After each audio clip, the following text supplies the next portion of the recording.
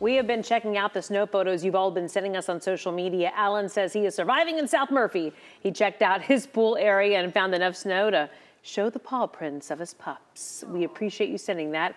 Alan, maybe we found one of your pups. This is from Jill in Grand Prairie. No, her dog looks like he is enjoying the snow as well. It's kind of like kids. Dogs just seem to handle it better. They do, and we've been fortunate, relative to some other winter storms we've seen in this area. The conditions have not been as bad as we have seen in the past, but still, you don't want to get complacent when it comes to getting out and about on the roadways. Absolutely. I mean, we are seeing that nice fluffy snow, which generally gives you better traction than what we have seen in the past, like ice. But just a quick note, my dogs also love the snow and the cold. Pictures. They don't mind because we actually tied a record low today. We did. Okay, so this is a temperature that we haven't seen on this day since the early 1900s. Wow. Yeah, the low today was 11. The previous record low for today was 11 in 1905. And just a reminder, we haven't seen temperatures like this in quite a while. In fact, this is the coldest low temperature we've had since December 23rd of 2022. So it's been just over a year. I want to show you Arlington, though. 11 degrees right now. The wind chill is -5. So still dealing with sub-zero wind chills. Right now, DFW 14. Also feeling like -1, so sub-zero with a north wind at about 15 miles per hour.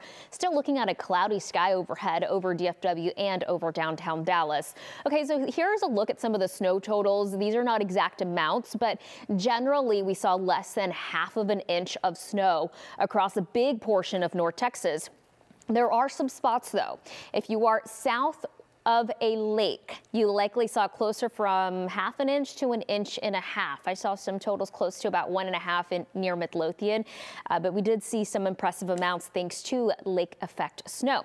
Now, areas to the east, that's where we did see some ice, and generally amounts there less than 1/10 of an inch, and that's where the winter storm warning was in place. We technically still have a winter weather advisory in place until noon. I don't think this will be extended since that precip is already starting to kind of taper down. And just a reminder, that winter storm warning for our far eastern counties. Radar's looking dry now. We are looking at a little bit of snow flurry activity across portions of Tarrant, Dallas County towards Ellis, but it's not a whole lot. It's just a few little flurries out there. Otherwise, we're looking pretty dry.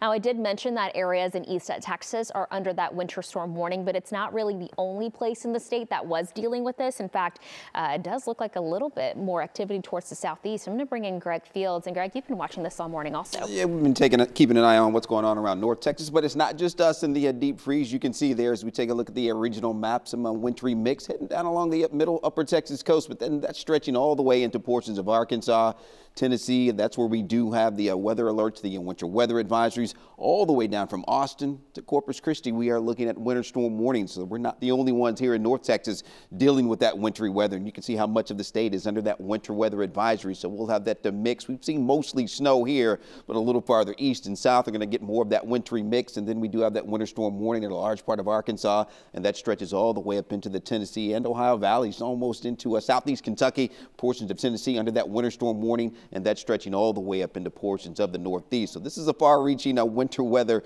system that we're dealing with, not just for us here in North Texas. And as we look at the satellite radar composite now, you can see that blue. That's indicating all the snow that we're seeing, and some bands of some heavier snow across portions of Mississippi, getting into Tennessee, and that will eventually push on up into the Northeast. So we've talked about the delays here at DFW. So if you're doing some traveling or have some plans to head toward the Northeast, going to have some issues there here over the next couple of days. That takes us on into Monday at 7 p.m. So we'll have more issues there in the Northeast, and likely a few more delays before the week is done. And look at that big batch of snow that moves up into New York as we head toward tomorrow evening or tomorrow morning.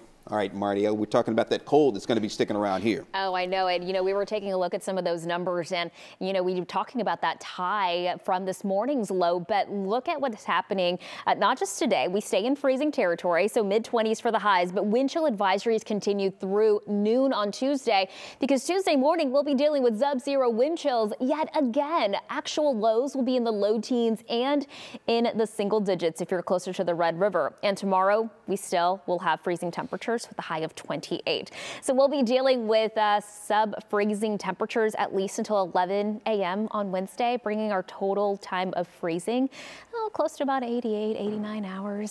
So not looking all that